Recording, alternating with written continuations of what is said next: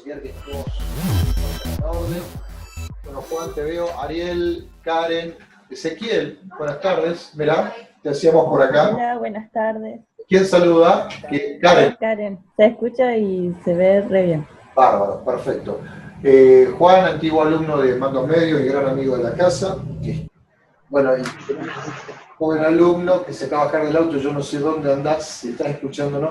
Ya está, ya estoy acá llegando a mi casa. Daniel Jamuy. Hola. Bueno, bienvenido, un gusto. Tengo 53 años, soy arquitecto y me dedico a la construcción y a emprendimientos inmobiliarios. Perfecto. ¿Sos de qué localidad? ¿De Córdoba o de otro lugar? No, de Capital. Y hago los emprendimientos acá en Capital también, en Buenos Aires. Capital Federal, bueno, bienvenido. Podés dar vuelta al teléfono y nos mostrás el barrio. Viste que el teléfono tiene una función para, en vez de hacer... A ver, citas, ahí, este es el barrio. Ahí Lo ven. Estamos viendo Buenos Aires. Bueno, este es el barrio donde vivo. Estoy acá en la esquina de Juan B. Justo y Avenida San Martín.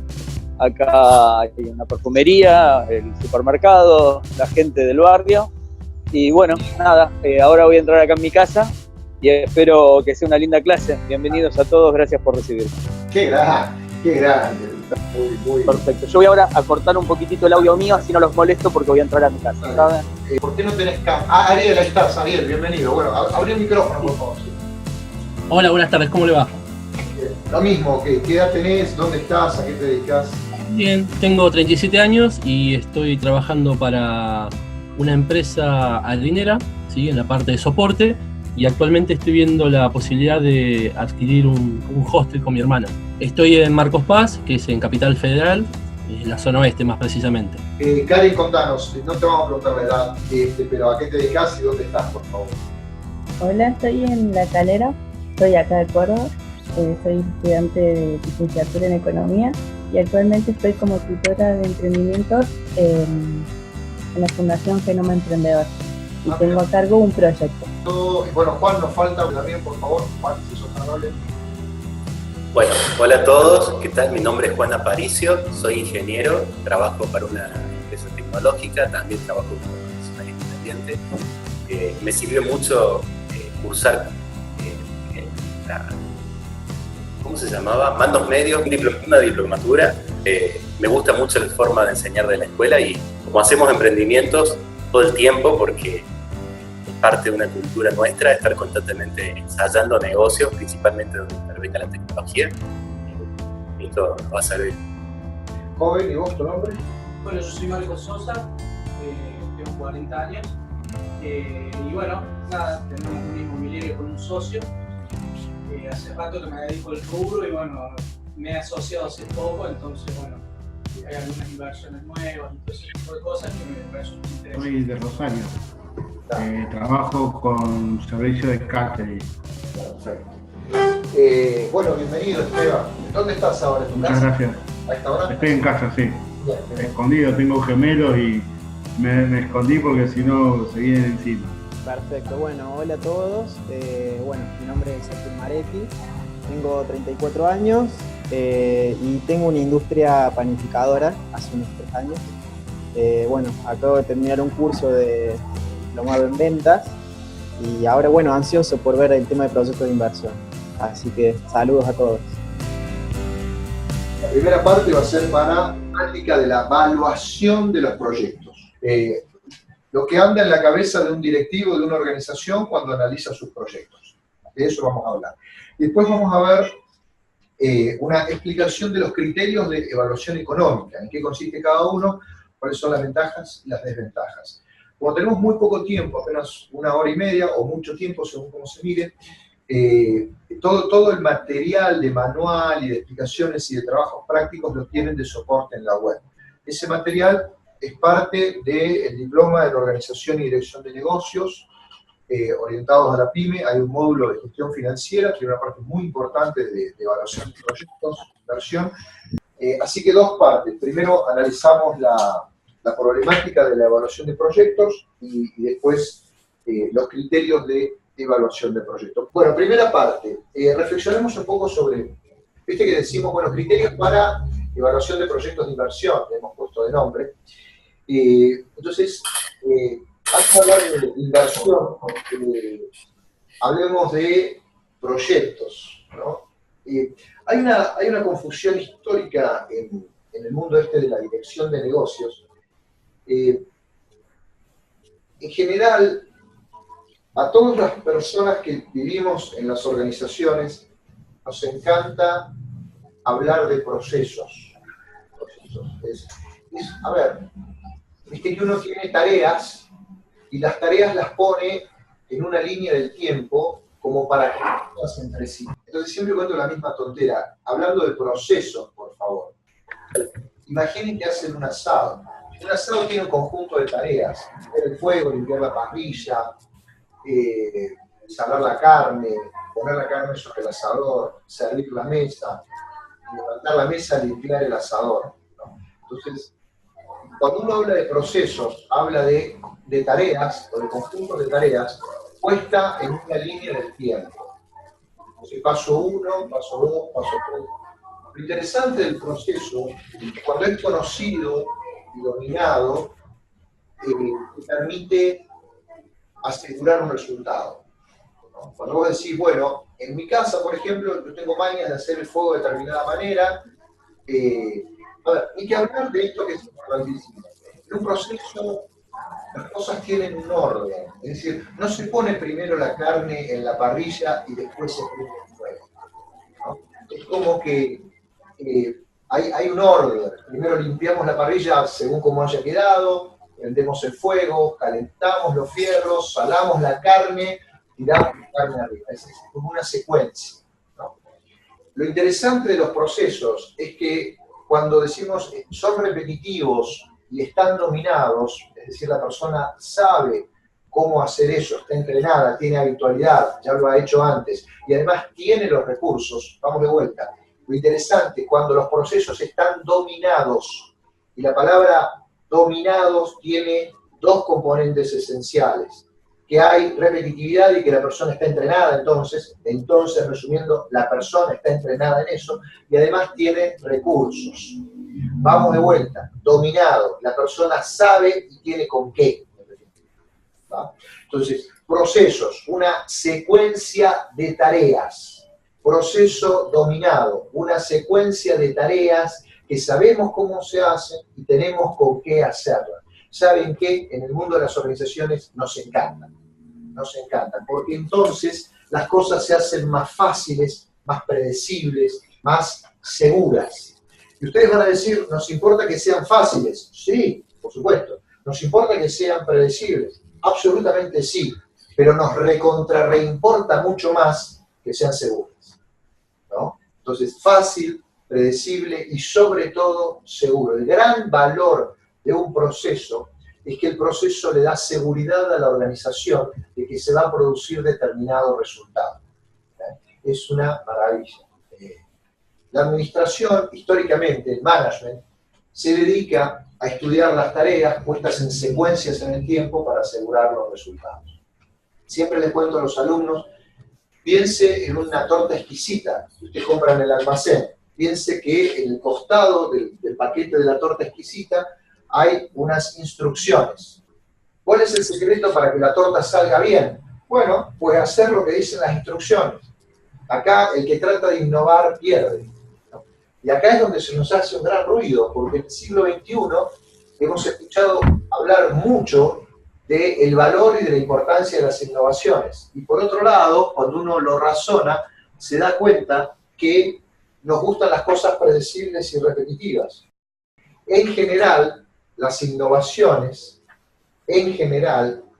no siempre, es todo un arte eso, pero la mayor parte de las veces las innovaciones están relacionadas a la necesidad de la empresa de dejar de hacer algo, ya sea porque se acabó el recurso, porque se acabó el mercado. Entonces, la mayor parte de las veces, en general en la vida misma, las innovaciones están relacionadas a algún temor o algún agotamiento de un recurso. Los humanos, la mayor parte de los humanos, no somos naturalmente innovadores, somos naturalmente más conservadores. Nos gusta la seguridad. Han escuchado hablar ahora en el siglo XXI de este famoso concepto de la zona de confort, ¿no? Y tanto que te alienta y te inspiran para salir de la zona de confort. Claro, ni que hablar, por supuesto, que buscar el cambio cuando uno está bien sin saber a dónde va a ir, yo no estoy tan de acuerdo. No, pero que podrías estar mejor. Bueno, también podría estar peor. Y dado que yo estoy donde quería estar, más vale me quedo acá. Entonces, tampoco hay que tener vergüenza de decirlo, aunque sea una moda, decir que la innovación es buena, ¿no?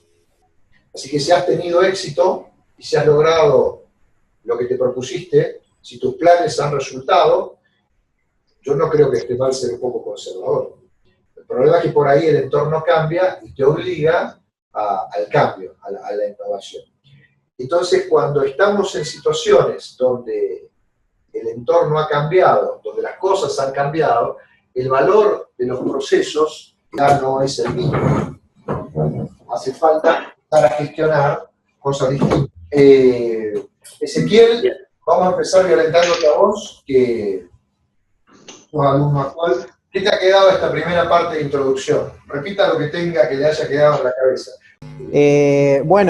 Hablabas básicamente de los procesos, cómo la mayoría de las empresas utiliza siempre los procesos, y lo que me quedó en firme es cómo tiene que ser ese proceso para la empresa, el tema de que sea fácil, predecible y seguro. Es como un camino que yo sé que si lo inicio de una determinada manera y cumplo todas las secuencias de pasos, llego a un fin. Eso es básicamente lo que me quedó. Y bueno, proceso es una secuencia de tareas coordinadas sobre una línea de tiempo, para resumirlo, ¿no? Proceso es una secuencia de tareas coordinadas sobre una línea de tiempo. Llamamos proceso dominado cuando se dan dos requisitos. ¿Quién se acuerda? Porque yo ya me olvidé. Saber hacerlo y cómo hacerlo, o con qué hacerlo. Saber hacerlo y tener los recursos. Es dominado cuando sabés hacerlo y tenés los recursos. Che, no es tan difícil si se ponen a pensar. No. Por ahí suena muy tronco. Digan. Hasta ahora me parece como una lógica pura, pero yo la tenía como desordenada. Digamos, como que hasta acá justamente se está ordenando el proceso. Porque por ahí lo aplicás al revés, de atrás para adelante, del medio para... Ahí va. Las ideas. Diciendo, digamos, dos cosas acá sobre lo que está diciendo. Punto uno, esto que le está pasando es lo que le pasa a nuestros alumnos en general. Todas personas con experiencia, cuando se acercan por acá, resulta que más o menos ya han estado en esa situación y ahora es como que lo logran acomodar un poco, ¿no? Lo digo con mucho respeto y con cuidado, para dar una buena definición hay que haber estudiado un poco antes. Uno, si no ha estudiado, digamos, no puede definir, más allá que tenga la experiencia, ¿no? Entonces, cosas que cuando uno tiene la definición y tiene la experiencia le parecen lógicas, cuando te falta la definición o la experiencia son absolutamente inaccesibles, inasibles, digamos, no la puedes agarrar, ¿no? Así que, muy bien. Muy bien. Al principio no es proceso, porque cuando uno no sabe, las cosas no salen bien. La primera vez no sale bien, ¿no? Sobre todo si no hay una guía escrita, sobre todo si no hay... ¿Cómo es hacer una torta? Cuando claro, prueba, error. Entonces, decir, y vos no tuvieses la receta exquisita, yo lo que sé de las tortas, no sé ustedes qué saben, pero se hacen con harina, se hacen con huevo, hay que ponerle un poco de azúcar, hay que ponerle un poco de sal, y hay que ponerle algo de materia grasa de algún tipo. Eso es lo que yo sé de las tortas. Por lo que me acuerdo, mi abuela batía, no amasaba. Bueno, hasta acá llego, en mi conocimiento previo. Supongo que harina va primero. El huevo con 4 estará bien. Digo, razono. Probemos un poquito de sal, probaré eso, un poquito de azúcar, probaré eso, y bueno, no se bate, ¿viste? Porque si vos ponés 4 huevos y no llega a batir, bueno, le agregaré un poco de leche, supongo yo, porque tiene grasa, ¿no? La mandaré al horno y seguramente saldrá un, qué sé yo qué, recontrapesado, no leudado, una suela de algo quemada, supongo yo, ¿no? Entonces diré, bueno, probemos con horno menos fuerte y probemos con un poco de polvo de hornear o levadura. Entonces me anotaré en un papel, horno fuerte no, agregar levadura, y así estaré por lo menos 7 a 10 veces, haciendo prueba, error. A partir de la 10ª vez, la cosa se empezará a estabilizar. Y entonces yo anotaré mi receta. Ojo, ¿no? Y cuando anote mi receta, voy a estar anotando el camino del éxito, es decir, los ingredientes que usé y la manera de usar esos ingredientes, ¿no? Para que la próxima vez no volvamos a tener prueba-error. Cuando haya consolidado mi camino del éxito, habrá nacido mi proceso. ¿Está bien? Entonces, muy bien con lo que habías dicho, al principio no es proceso, al principio es prueba y error. Hay una cosa bastante interesante en la prueba y error, es que la gente te carga y se te ríe. Me hace acordar cuando yo aprendí a andar en bicicleta, viste que estaba con mis primos al lado, y yo veía que ellos andaban, y me subí a la bicicleta y traté de pedalear y me hice pelota a los 2 metros, ¿no? Y uno siempre dice, ahora que está más veterano, ¿qué otra forma de aprender a andar en bicicleta que no sea dándose un golpecito? Es decir, si no hay error, no hay aprendizaje, ¿no? En la vida de cualquier humano, vamos bien fuerte con esto. Si no hay error, no hay aprendizaje. Te pueden haber contado lo que es andar en bicicleta, podés haber ido al curso de cómo se anda en bicicleta, pero hasta que no te subiste a la bicicleta y te diste un golpe, no tenés experiencia, ¿tá? Y no hay aprendizaje. Entonces acá, si nuestro proceso es nuestro camino del éxito, resulta que el proceso es un aprendizaje. Cuando está escrito en un proceso o en un procedimiento, la que ha aprendido es la organización. Y ahora un proceso, lo tiene que poder ejecutar cualquiera. Es la idea. Perfecto. La idea de hacer un proceso... A ver, estamos de acuerdo con que el proceso es algo, yo voy a hablar así como hablamos en el barrio, según Esteban, muy bien dicho, es algo que ocurre después. Digamos, al principio no hay proceso, al principio hay prueba y error. Con esto ustedes ya están intuyendo que al principio hay un proyecto. Alguien que quiere andar en bicicleta, alguien que quiere hacer una torta, ¿no? Y a fuerza de equivocarse y de repetir, ese proyecto se termina estandarizando y afianzando. Por supuesto hay 2 tipos de proyectos, hay 2 grandes, hay más clasificaciones, pero hay 2 grandes tipos de proyectos. Los proyectos que son cosas que uno hace por una sola vez en la vida y proyectos que uno hace para después repetirlos. Esos proyectos que uno hace para después repetirlos son los que después serán nuestros procesos. ¿Está bien? Los otros simplemente se llaman proyectos. Proyectos por una vez, lo logro y ahí está, digamos, ¿no? Ahí quedó. Sigamos con esto que está bien marcado. Lo que me interesaba contarles, con énfasis, es que un proyecto es un aprendizaje que queda escrito para una organización. Es un aprendizaje. A ver, una receta es un aprendizaje que queda para una familia o para los clientes de la torta exquisita que siguen el recetario, ¿verdad? Ahora, un proceso es un aprendizaje que queda para la organización. Ya a finales del siglo XX, hacia la década de los 80, hubo un tipo muy famoso, un gran profesor del MIT, Peter Senge, que acuñó el término de empresas inteligentes. Él fue, bueno, continuador de tipos muy grandes como Juran y otros muy grandes que tuvo el mundo del management, que no viene al caso ahora citar, continuador en la línea de pensamiento, de la mejora continua, de la excelencia.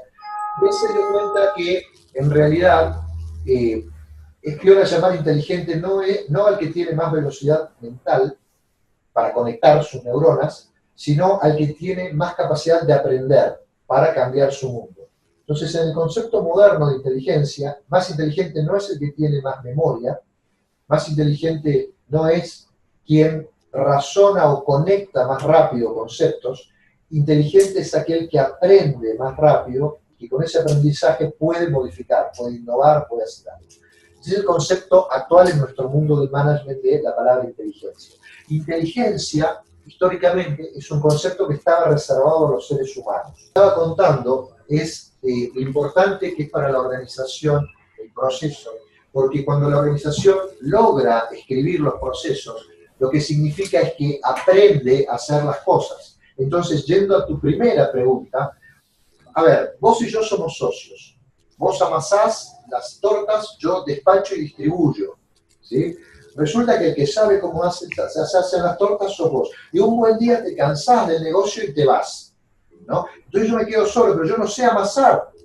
Estoy jodido, digamos, ¿no? ¿Qué hago? Y contrato otro, ¿sí? Pero a ese otro hay que enseñarle y después él se hace competidor mío o también se va y yo vuelvo a tener el mismo problema. Entonces, si yo soy astuto, lo que digo, por favor, antes de irte, escribime la receta y dejala colgada en la pared.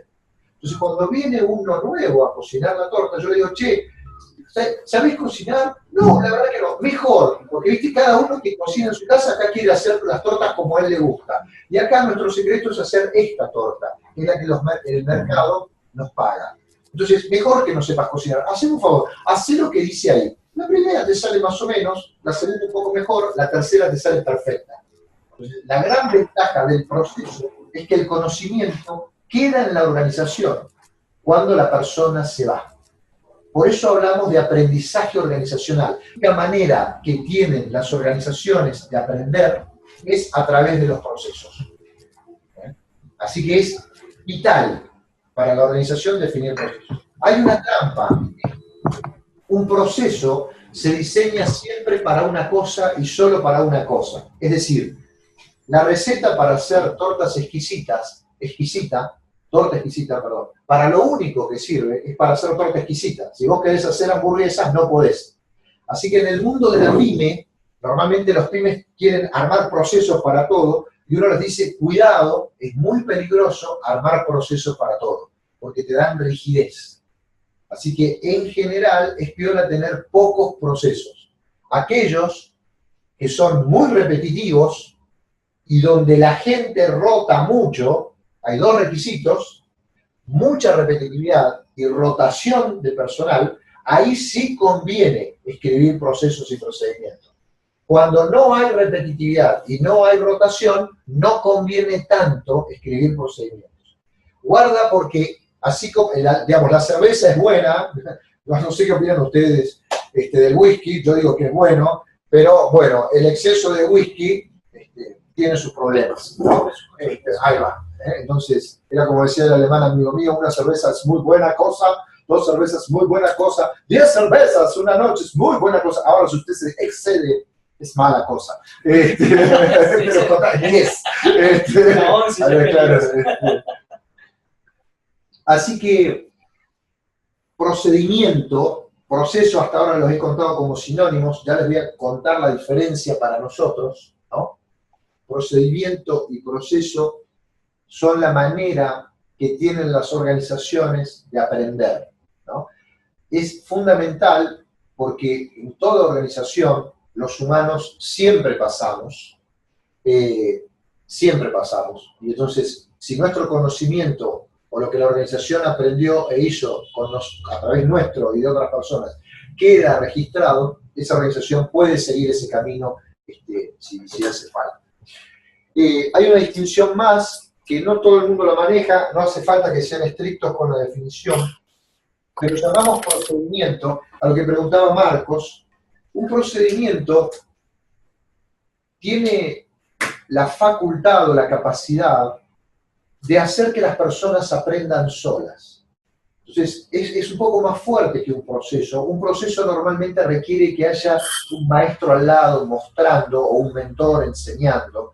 Es como que el proceso es como más humano y el procedimiento es como más independiente. No todo el mundo maneja esta misma definición o este mismo concepto. Así que les pido que no sean fanáticos de esto que estoy diciendo ahora, sino que simplemente hagan la distinción. Claro, hay cosas que son como no tan firmes, no tan disciplinadas, más como así como que se acomodan, y hay cuestiones que son más firmes, más disciplinadas. Entonces, a eso llamamos procedimiento. Un procedimiento es una única manera de hacer la cosa. Vos fíjate, un procedimiento es la receta de la torta exquisita, es un procedimiento. Tiene 2 componentes fundamentales. Por un lado tiene un checklist, te dice los elementos que hacen falta y en qué momento se combinan, y está muy resumido en un cuadrito que uno ve rápido, ¿no? Hay como un checklist que abre, y atrás hay un manual donde para cada punto del checklist te explica cómo se hace. Entonces decimos que el procedimiento, cuando es muy ágil, cuando además está todo explicado, y no hay riesgo de que uno se desbande, ¿no? Procedimiento es, por ejemplo, para despegar un avión. Hay un checklist, un recontra manual. Entonces vos vas por punto, abrís el índice y está la indicación. Y Nótese, por favor, en el avión, la foto que va del botoncito es la foto de ese avión, no de los aviones en general. Entonces, un procedimiento es súper específico para un puesto.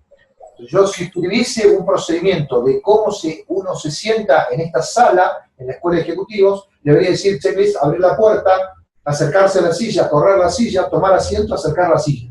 Entonces, abrir la puerta, punto 1, tendría que sacarle una foto a la puerta, mostrar cómo gira, ¿no? Tendría que ser específico de esa puerta. No hay procedimientos genéricos. Hay, pero no está bueno, digamos. No está bueno. Tiene que ser específico de la situación. Esa es nuestra distinción. Así que hemos nombrado hasta ahora el concepto proceso, hemos nombrado el concepto proceso dominado y hemos hecho la distinción con procedimientos. Hemos hecho las distinciones entre el concepto proceso, proceso dominado y procedimiento. Explico lo que siempre le cuento a los alumnos. Por favor, no sean fanáticos de las definiciones.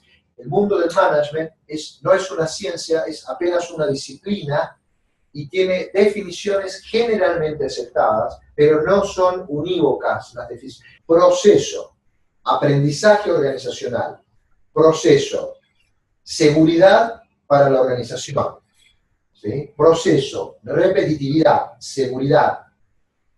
Un concepto proceso ligado al aprendizaje organizacional. Otro concepto, proceso dominado. Sé hacer eso, tengo los recursos, sé cómo se hace un asado, tengo el carbón, tengo las herramientas, tengo la carne, tengo la mesa.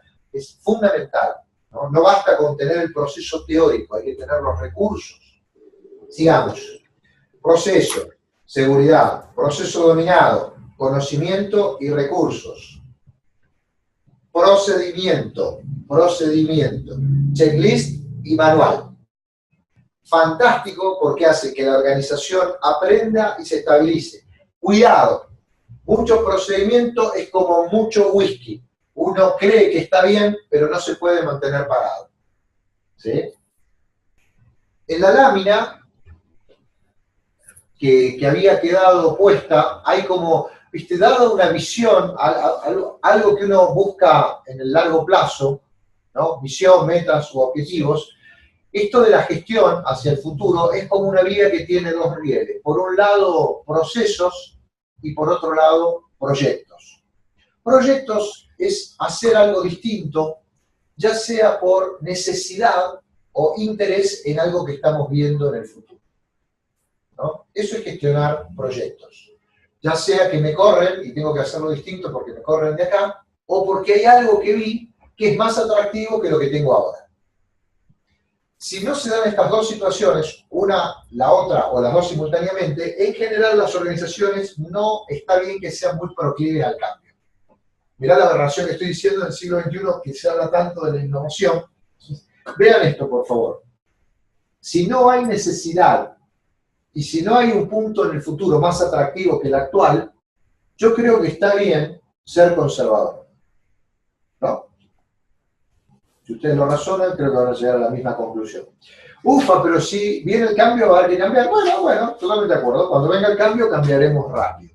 Así que, por las dudas, hay que estar entrenado en esto de analizar y decidir proyectos, ¿no? Avancemos un poquitito. Proyecto es, así como proceso es el camino de lo repetitivo, proyecto es el camino de lo nuevo.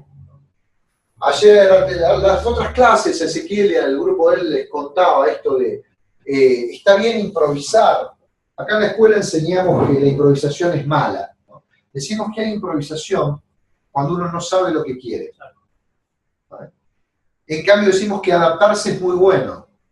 O sea, sé lo que quiero y con lo que tengo me arreglo.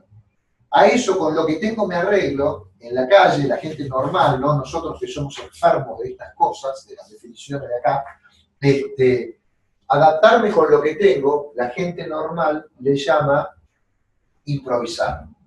Y nosotros hacemos las distinciones. Decimos que improvisa aquel que no tiene claro su objetivo. Y se adapta aquel que se arregla con lo que tiene para alcanzar su objetivo.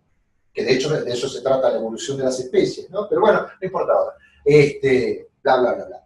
Es bueno adaptarse, es horrible esto de pensar que la improvisación es buena.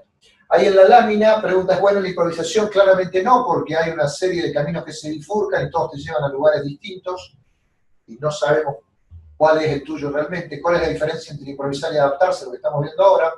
El futuro posee innumerables posibilidades. ¿A dónde me lleva? Pregunta, ¿seguir el camino cualquiera que este sea o elegir el camino que me lleva a donde uno quiere ir?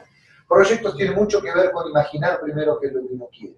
Proyectos tienen mucho que ver con imaginar lo que uno quiere, decidir qué es lo que uno quiere para el futuro. Si no tenés en claro qué es lo que vos querés, proyectos no tienen sentido. ¿Podemos decir que el proyecto es el objetivo y lo que tenemos que buscar para lograr el proyecto es, digamos, las metas que tengo que ir logrando para llegar a ese objetivo? La idea está perfecta, pero no usaríamos esas palabras. La idea de lo que quiero saber decir, si estoy encaminado. No, lo que estás razonando está excelente. Es decir, yo tengo que tener en claro a dónde a quiero ir. Voy, Sí, y después voy ahí buscando y voy agarrando lo que voy a poder usar de escalón para llegar. Ahí va, así es. Perfecta la idea. Sigamos. ¿Alguien tiene preguntas anotadas hasta ahora? Dale, sí. Ariel. Sí, Dale, Ariel. Sí. En mi empresa, por lo general, siempre se hablan de procesos y que los procesos siempre se pueden mejorar. Es como una especie de regla máxima, ¿sí? Sí. Eso tiene que ver mucho con la innovación, ¿no? Va de la mano, es la idea, ¿no? Bien ahí. Muy buena pregunta, ¿eh? Muy buena pregunta. Punto 1, 5 segundos para decirte lo que uno dice a los colaboradores jóvenes. ¿Viste? Tenemos acá muchos chicos que estudian ciencias económicas y aprenden algunas cosas que son diferentes a lo que se enseña en la facultad. Y se sorprenden, ¿no? Porque como en el mundo de los negocios, el mundo real tiene algunas discrepancias incluso, ¿no? No diferencias, incluso hasta discrepancias con el mundo teórico académico.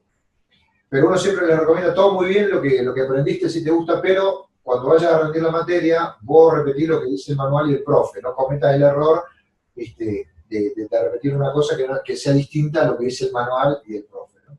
Entonces, lo primero para decir es que si una organización dice que innovación es revisar los procesos, y yo trabajo en esa organización, cuando estoy dentro de esa organización lo que digo es, estoy de acuerdo, absolutamente estoy de acuerdo y hago eso. ¿Va? Después podemos entrar en las sutilezas, y entro en las sutilezas entonces. Cuando uno estudia un poco más en profundidad el tema de innovación, brillante la pregunta, Ariel, ¿no? A ver, hay primero que hablar de dos cuestiones. Punto 1, el concepto creatividad. Creatividad es una cuestión que tiene que ver con lo intelectual. Está en el mundo de la imaginación. La creatividad está en el mundo adentro de una mente. En cambio, innovar es hacer, es distinto. Es hacer distinto. Innovar está en el campo de lo físico real.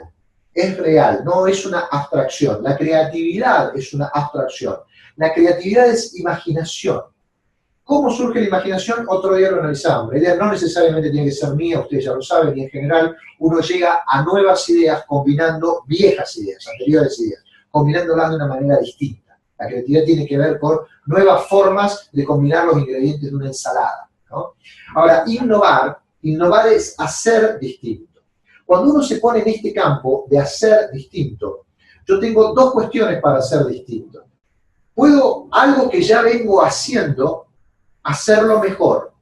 Y entonces ahí hablamos de mejora continua. Por ejemplo, un nadador que entrena y que descubre que si pega su dedo a la palma de la mano, la propulsión es un poquitito mejor. Entonces, cambia la posición de su dedo para lograr una milésima de propulsión mejor. Es una innovación y porque es un hacer distinto, dirías vos. Entonces es una innovación. Pero si vos te das cuenta, en realidad lo que está haciendo es nadar. O sea, sigue nadando, no está haciendo algo distinto, como género. Está apenas modificando una partecita de ese hacer. A eso le llamamos mejora. Entonces, cuando vos decís, Ariel, los procesos mejoran a partir de que uno los revisa, yo creo que la única manera de que una organización mejore es revisando lo que hace.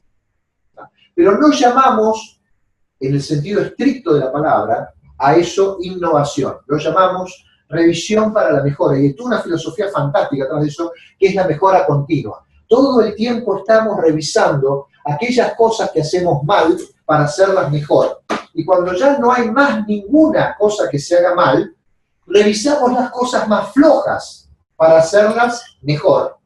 A eso llamamos mejora continua, no necesariamente innovación.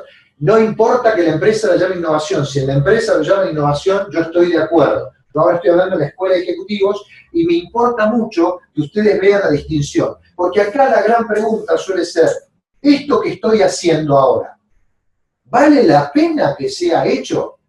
Si no vale la pena que sea hecho, ¿cuál es el sentido de hacerlo mejor? ¿Por qué no lo descarto y hago Esa es la gran pregunta, esa es la gran pregunta que siempre me planteo.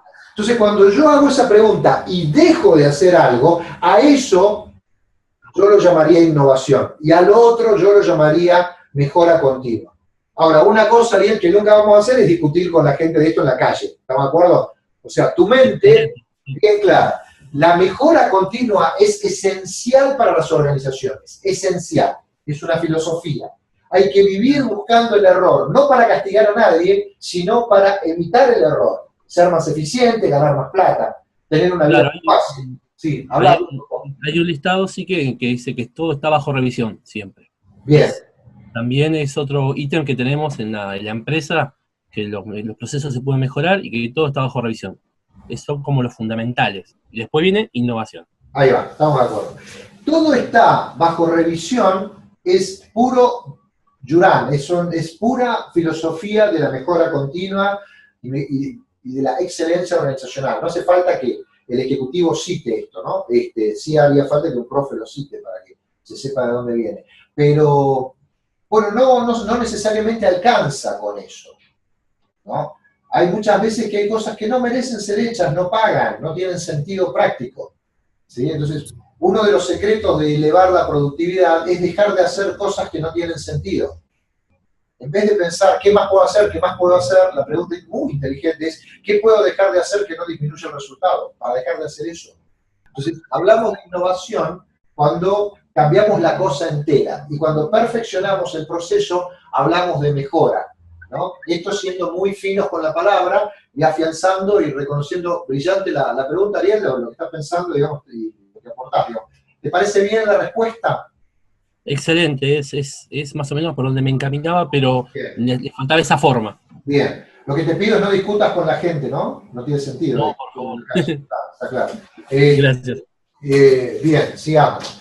Lo que le decimos siempre a los alumnos, lo lindo de la escuela es que hay buenos manuales, así que los manuales hablan por sí mismos, después todos los detalles los bajan del manual. Los últimos 5 minutos los voy a dedicar a mostrarles cómo entrar al sistema y cómo acceder a los materiales, a todos. Bueno, sigamos con esto de proyectos. Ezequiel, distinta a la clase igual, contame cómo es la experiencia de un alumno de dirección de ventas metido en proyectos y procesos. Bárbara, la verdad, bárbara. Por ahí lo que sigue sorprendiéndome de vos, cómo lo bajás a la realidad, con casos concretos, casos prácticos. Yo creo que eso te distingue bastante, así que viene bárbaro. No halagar al profesor en público, porque el ego está bien, no hace falta. Jamás.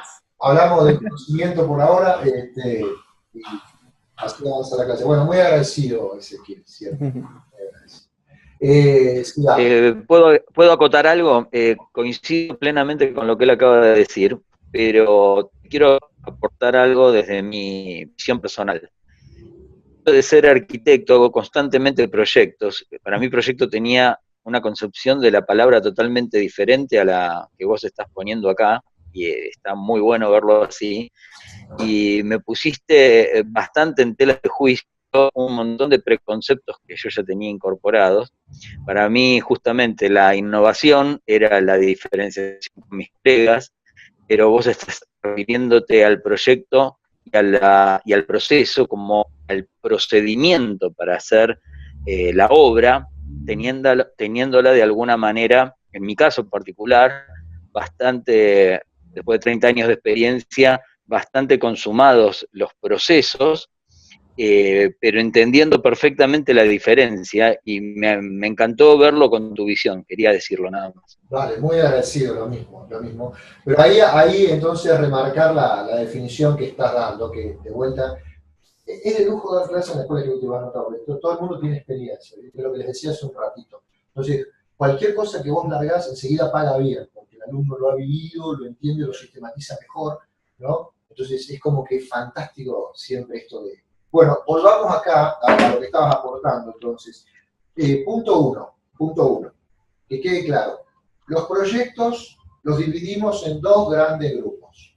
Aquellos que se arman para hacerlos por única vez, por ejemplo, un edificio, una casa, ¿no? Un puente, se hace por única vez, y aquellos proyectos que se arman para que después sean cosas que se repiten. Por ejemplo, hacer un asado.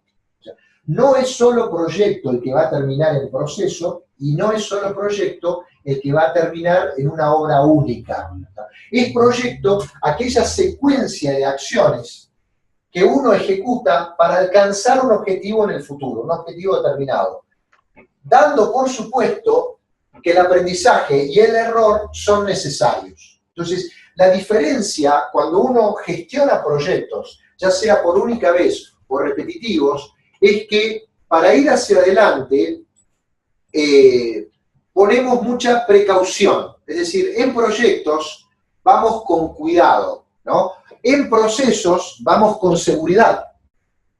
Cuando vos decís la palabra proyecto, vos vas a pensar siempre en cuidado, hay que aprender. Y si hay que aprender, es que vamos a meter la pata. Y entonces alguien paga. Entonces, la palabra proyecto, en nuestra mente de inversor, en nuestra mente de ejecutivo que gestiona, se asocia con la palabra precaución. Ojo con el riesgo. De hecho, vamos a meter la pata, ¿tá? Así que, bien ahí, ese es un concepto. Ahora, uno puede ser recontra innovador y hacer todo el tiempo obras únicas, ¿no? Pero en esto, pensar arquitecto, la arquitectura es arte, sin duda, además es ingeniería y técnica y ciencia, pero primero es arte. Vos pensás, por ejemplo, en un tipo como Dalí, ¿no? Haciendo un cuadro.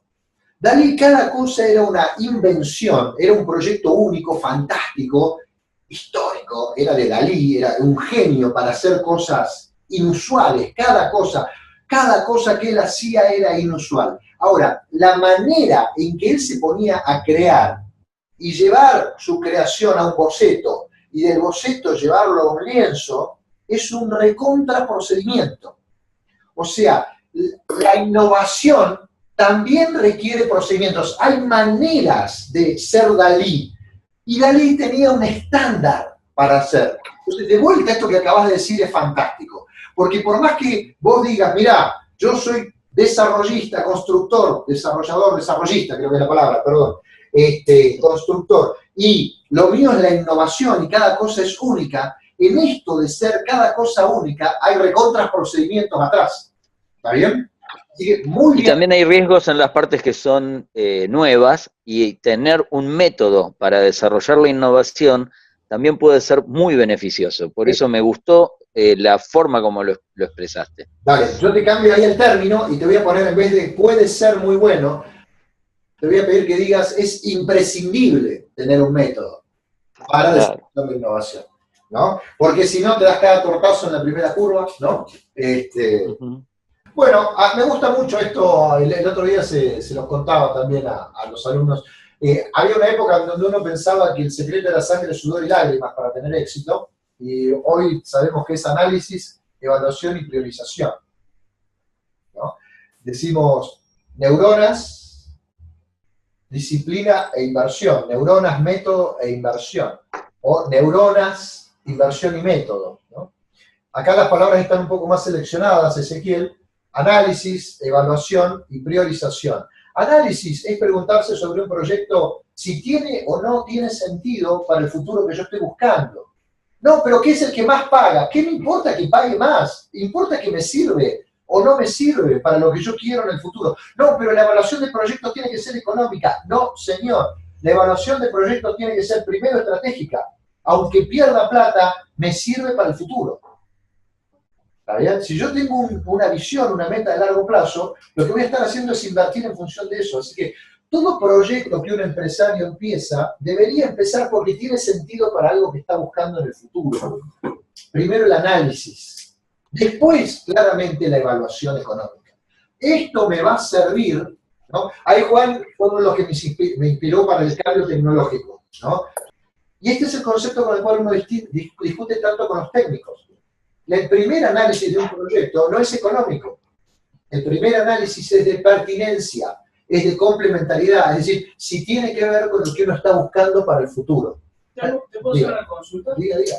¿Y cuál sería la diferencia entre una inversión y una apuesta? Porque la inversión yo supongo que es saber que yo pongo la plata acá porque sé cuál es el resultado que voy a tener. Y una apuesta sería, bueno, yo creo que es invirtiendo este dinero, poniendo esta plata en esto, voy a tener este resultado. Me parece que eso es la diferencia entre inversión y apuesta, ¿no? Entonces, ahí es donde a uno se le llena el signo de pregunta, ¿dónde sé que si estoy aportando esto a largo plazo lo voy a llegar? Bien, el empresario de verdad, le puede hacer un poco de ruido esto, no hace las cosas por dinero. No hacemos las cosas por capital o por dinero. El dinero representa lo que nosotros estamos buscando, ¿no? Por ejemplo, yo quiero tener un feedlot de alta productividad, un edificio que sea emblemático, una escuela de ejecutivos que sea única, ¿no? En general, los que somos empresarios, no especuladores, buscamos cosas y ponemos cosas para hacer cosas, ¿no? Activos reales, diría un contador, ¿no? Y activos intangibles, el conocimiento, ¿no? Así que ponemos cosas materiales y cosas de conocimiento y experiencia para hacer cosas. Así que no lo hacemos por dinero, que parezca de locos. Lo que sí ocurre es que nos medimos en dinero. El dinero es como cuando uno dice, bueno, vamos a Buenos Aires, 640 kilómetros. ¿Te importa el kilómetro? En realidad no, me importa llegar a Buenos Aires. Ahora, la distancia la mido en kilómetros. Kilómetros es una unidad de medida. Entonces, en el mundo de la gestión, diciendo no nos importa el dinero, entendemos que la unidad monetaria, el dinero, es nuestro patrón de medida. Con dinero nos medimos. Conviene esto, conviene aquello, ¿tá? Aplicamos una inversión, aplicamos un costo, analizamos el costo de oportunidad. Todo eso se mide, para que no sea subjetivo, en unidad monetaria. O sea que el dinero es imprescindible para poder tomar decisiones. Es como respirar, digamos. Yo quiero vivir. Vivir no es respirar. Ahora, si no respiro, no vivo. La vida se trata de otra cosa. Pero el respirar, Ignacio, es esencial. Porque si uno no respira, no puede aspirar a las otras cosas, ¿tá? Entonces, esto es lo primero. Uno cuando tiene un proyecto de inversión, es decir, es poner cosas para obtener otras cosas en el futuro. Se mide en dinero, claramente, se mide en dinero. Y contra eso hay otro concepto que es la posibilidad de que no pase lo que uno espera. A eso lo llamamos riesgo. Riesgo. Hay tres tipos de riesgo básicos. El riesgo que tiene que ver con el contexto, digamos, podría llover ahora, y uno no lo sabe y te afecta, es un riesgo que uno no maneja, es el riesgo, los economistas lo llaman sistemático, o es el riesgo del país, digamos. La palabra correcta es sistémico, que está en el sistema, no es sistemático. Sistemático es algo que viene repetitivamente, sistémico es de la cosa, ¿no? No importa ahora la distinción, disculpa, yo no tengo que decir la palabra bien. Entonces, hay un riesgo que es del escenario en el cual uno está, al cual uno no tiene más que adaptarse, digamos, llueve, no llueve, yo saco paraguas o no, si llueve, fuimos, ¿no? Después hay un riesgo que es de la actividad. Vos, por ejemplo, si decís, bueno, vamos a hacer pizzas, y yo no sé hacer pizzas, y está clavado que las primeras pizzas las arruine, ¿está bien? Ese es el riesgo del empresario, ese llamamos riesgo operativo, ¿no? Después hay otro tema que es que cuando uno no tiene los recursos, los pide prestados, ¿no? Yo no tengo un horno, pido capital, hago el horno, entonces encima que estoy en un escenario que es incierto, y además yo no sé hacer pizzas, pido capital prestado, ufa, todo mal, una aventura, ¿está bien? Entonces decimos que es inversión cuando uno tiene en claro lo que quiere sabe medirlo y tiene identificado los riesgos y ha decidido asumirlos. Los empresarios de verdad tenemos aversión al riesgo. Lo corremos porque hay una cuenta para hacer, tanto de riesgo contra tanto de capital que nos beneficia. Si vos no tenés identificado el capital, es decir, lo que estás queriendo lograr, si no tenés identificado lo que estás poniendo y no tenés identificado las posibilidades de que no pase lo que vos esperás, ya sea por el sistema, ya sea por tu actividad o ya sea por tu condición económica, y entonces, aventura, ¿qué palabra habías dicho que era? Apuesta. Sí, locura. Digamos, te puede salir bien, te puede salir mal. mal. Pero no es así. No, ¿cómo? A ver. Claro, O sea, claro, sí, vamos a arriesgarlo todo en subir una cumbre sin un sistema de seguridad de anclaje. Hay que ser idiota, hermano. ¿Cuántos errores podés cometer? ¿Cuántos errores? Entiendan esto, por favor. Se mide en unidad monetaria algo que yo quiero alcanzar. Entiéndase bien, entre empresarios de ley nos importan las cosas que medimos en dinero, lo que no significa que nos importe el dinero, en tanto y cuando es solamente una unidad de medida que no nos importa. ¿Tá? Obviamente nos importa mucho más. Daniel, mi hija estudia arquitectura, es fantástica, una arquitecta bellísima, chiquitita, joven todavía. Cuando venga a Buenos Aires, que venga. Ahí va, hay que conocer esa empresa también, Gonzalo, porque pero, digamos, yo la veo a ella y digo, ella, como todo joven, ella quiere hacer cosas emblemáticas, tiene sueños de gloria. Y yo estoy seguro que Daniel, por más que esté veterano, sigue teniendo sueños de gloria. Si cuando vos tenés una vocación, te importa hacer algo trascendente, ¿no? Obviamente, Daniel, que tiene experiencia, lo mide todo en dinero, digamos, pero él porque está caminado, ¿entendés? Y entiende lo que se gana y lo que se pierde. Y es la diferencia con Candela, que es todo sueño, digamos, todo aspiración, todo, no sé si utopía, pero casi utopía, digamos.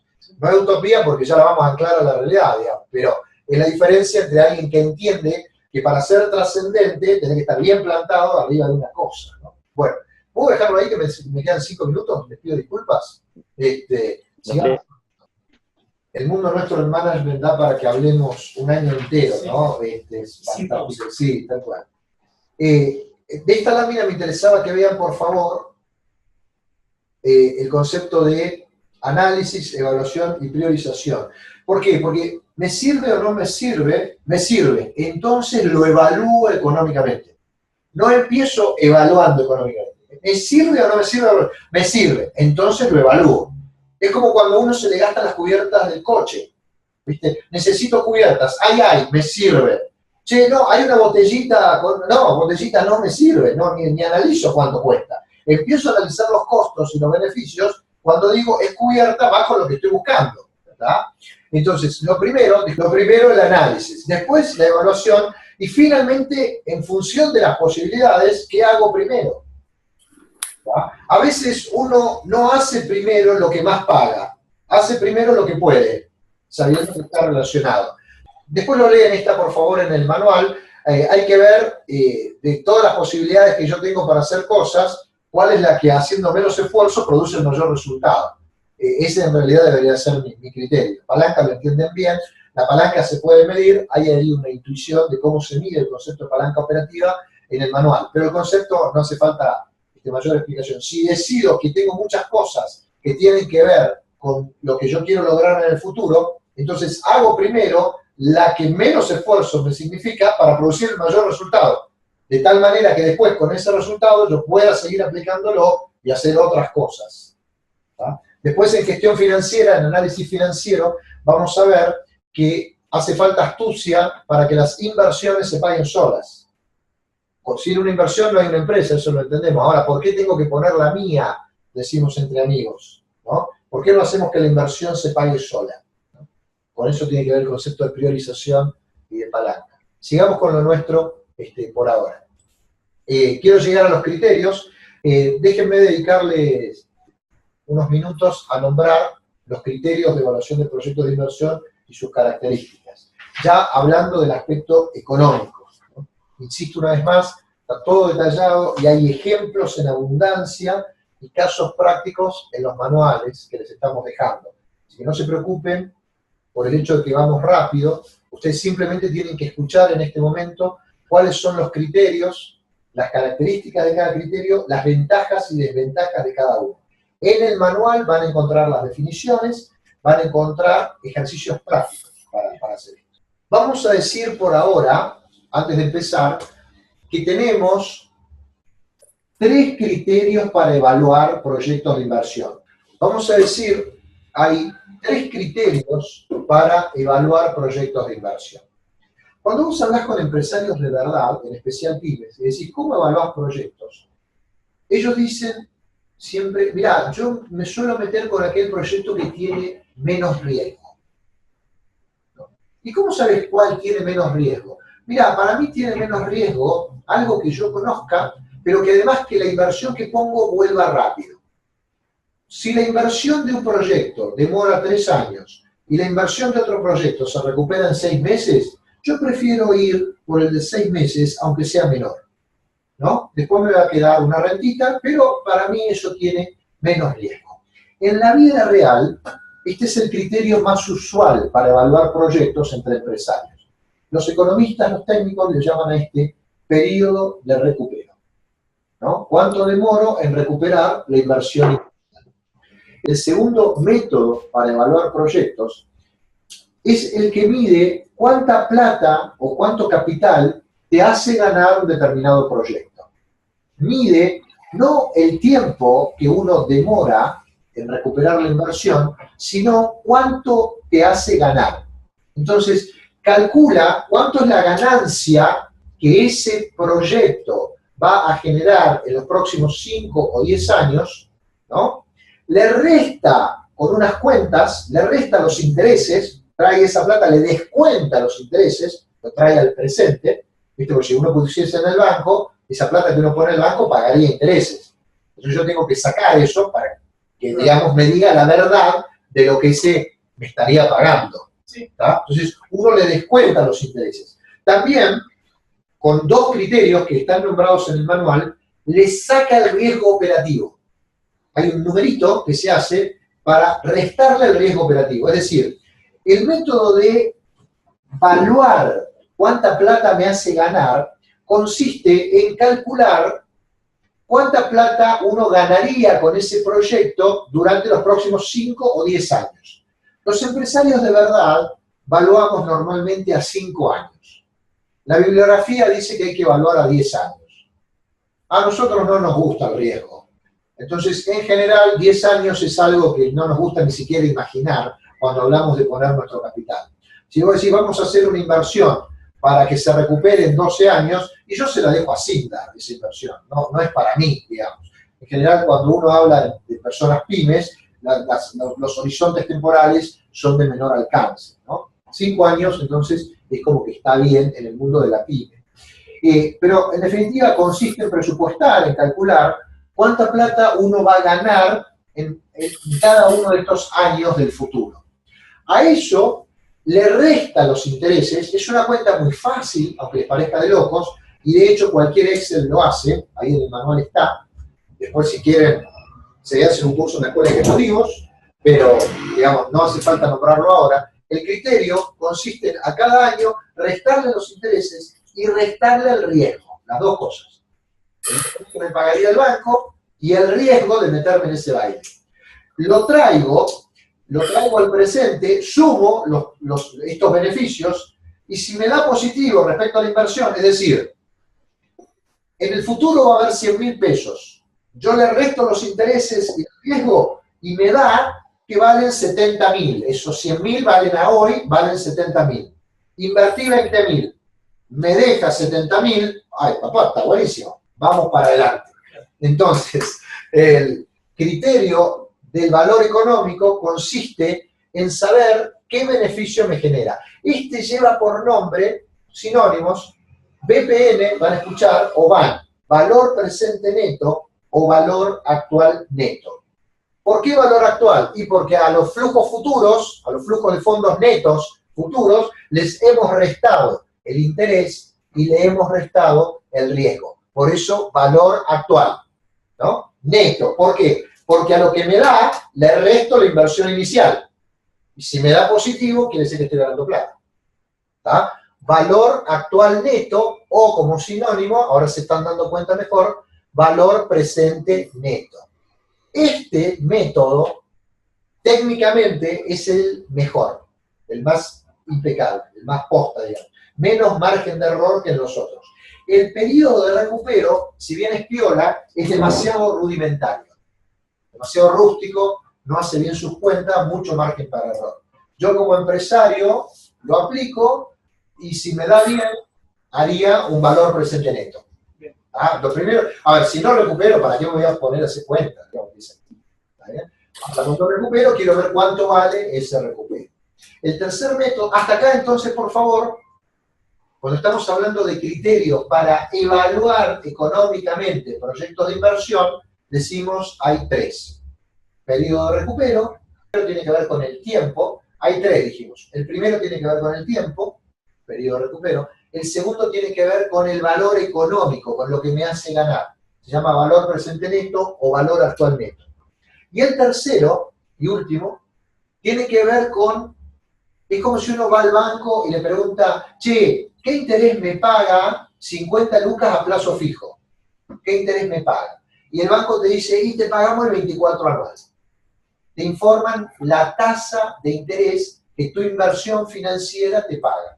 Entonces el tercer método no te informa el tiempo, no te informa el valor económico del capital, te informa la tasa que te está pagando. Algunos lo prefieren, porque entonces dice, si yo hago una inversión de 150.000 o una inversión de 500, puedo comparar cuánto me paga por cada peso. ¿Tá? Es como más piola. Ese se llama tasa interna de retorno, o la famosa TIR, que habrán escuchado tanto hablar, ¿no? TIR. Desde el punto de vista de cálculo, es el más complejo de calcular y es el que tiene, desde el punto de vista algebraico, los supuestos más imposibles de lograr. Para poder calcular la TIR, el supuesto es que uno la inversión la retira al final y que la inversión se hace toda junta al principio. Y eso en la vida real no es así, uno va invirtiendo en cuotas y a medida que el proyecto avanza va sacando un poco. Entonces es como que ese supuesto de la TIR no sé. Uno puede decir, bueno, comparemos dos proyectos y hagamos de cuenta que nunca vamos a sacar y que la vamos a poner toda junta. Entonces es como que vos medís dos cosas iguales, entonces la decisión es la misma. Pero la TIR que informan nunca es cierta. Entonces, me gusta hacerlo solo para verificar el otro, digamos, pero no, sabiendo que el número es ficticio, tiene demasiados supuestos que no se pueden lograr, ¿no? Entonces, como criterios de evaluación de proyectos de inversión, tenemos tres. El que tiene que ver con el tiempo, el que tiene que ver con el valor económico del capital y el que tiene que ver con el interés que paga el proyecto. Así que bien claro, periodo de recupero, valor presente neto y TIR. No es tan difícil de entender, digo, es una pavada. Después ahora se meten en el manual, van a ver un par de situaciones y casos en cada uno, para cada uno hay ejemplos y ahí les va a quedar mejor. Y el que quiera aprender más, se hace alguno de los cursetes con nosotros. Hay más láminas que están también en el sistema. Lo más esencial que teníamos que ver ha sido dicho. Las láminas que siguen cuentan lo que acabo de contar de los tres criterios, así que como que no vale la pena que las veamos. Por favor, los últimos minutos para asegurar que todos puedan entrar al material. Ahora les voy a mostrar entonces cómo es el asunto. Vamos a entrar primero por la Escuela de Ejecutivos, ya se los pongo en pantalla. Ahora entonces deberían estar viendo, por favor, me confirman si no es así, la web de la Escuela de Ejecutivos en la pantalla de ustedes. Hay unos banners que están pasando, dice Administración Financiera, inicia 22 de junio. Bueno, los alumnos entonces ingresan por el botón amarillo, ingreso de alumnos, ¿sí? Nos va a llevar al escritorio del alumno. En el escritorio del alumno van a colocar su correo electrónico y su DNI. Decime, por favor, si sos tan amable, tu correo electrónico. Bueno, y ahora sí nos deja entrar. Les va a pedir que seleccionen su curso. En el caso de Marco, es la cátedra abierta, Criterios de Evaluación de Proyectos de Inversión para no especialistas. Ahí van a ir, por favor, al escritorio del alumno. En el escritorio del alumno se van a encontrar los manuales, el programa de clase, las láminas que hemos estado usando.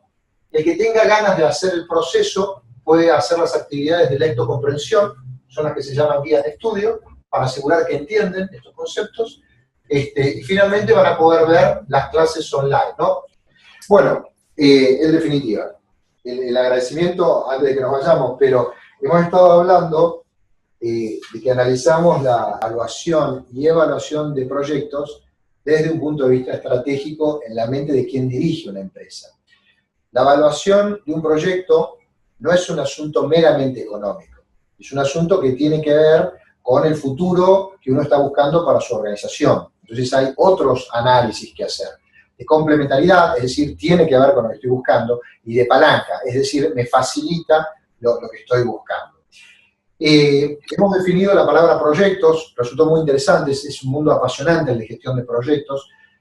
Ahí se notaron los aportes de ustedes, los aportes desde la experiencia, digamos, no hubo ninguna pregunta ni comentario que no sea, si se fijaron, no pertinentes, todos absolutamente pertinentes y hasta desafiantes, así que dio pie para explicar algunas cosas que son apasionantes, pero dijimos que procesos es lo que las organizaciones utilizan para desarrollar esto que llamamos el aprendizaje organizacional. Un proceso es un medio para dar seguridad en cómo se ejecutan las tareas, cómo se combinan los recursos, y es esencial para las organizaciones, no se puede gestionar sin procesos. Ahora, los procesos surgen, dijimos, procesos, es más que improvisación, significa aprendizaje, después dijimos secuencia de actividades, después dijimos proceso dominado, cuando hay conocimiento y recursos, y después dijimos procedimiento, cuando hay checklist y manual, y entonces puede aprender solo. Eso que está cortito es un aprendizaje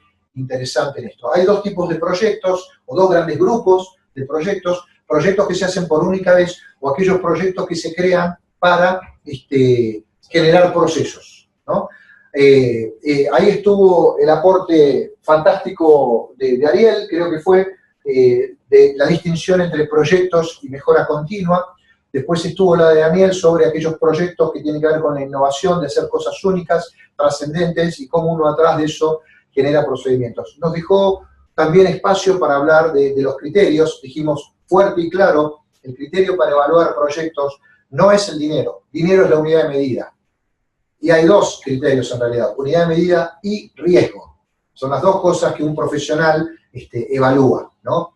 Dinero y riesgo. Los criterios para hacer la evaluación económica, dijimos, son tres: periodo de recupero, valor económico y tasa que te paga. Se llaman los criterios recupero, justamente, BPN y TIR, ¿no? Y si ustedes se fijan, después de las presentaciones de la escuela y de todos los que estábamos acá y del atraso que tuvimos, nos gastamos 20 minutos. Miren todo lo que han aprendido en apenas una hora. Justo haber visto Buenos Aires desde acá. Bueno, el que le haya gustado, por favor, lea el manual, van a aprender bastante más. Podríamos decirlo así, si en apenas una hora miren todo lo que han aprendido, imagínense con el manual, así que va a venir bien. Y el que le haya gustado la Escuela de Ejecutivos, recomiende, por favor, inscríbase. Ahora empieza la semana que viene el diplomado en Administración Financiera de la PYME. Van a aprender a calcular cuándo conviene el endeudamiento, cómo se calcula el costo de las fuentes de financiamiento, y van a aprender trucos para hacer que una inversión se pague sola. Vamos a combinar algunos conceptos de costos con gestión financiera para hacer que se pague sola. Así que, si están interesados también, van a ser, por supuesto, bienvenidos. Estimados, el afecto, Claudia, un gusto siempre que estés acá. Ale, yo sé que nos estás escuchando, Alejandra. Así que bueno, amigos, muchísimas gracias. Terminemos que estamos vencidos de tiempo. Gracias, un afecto grande.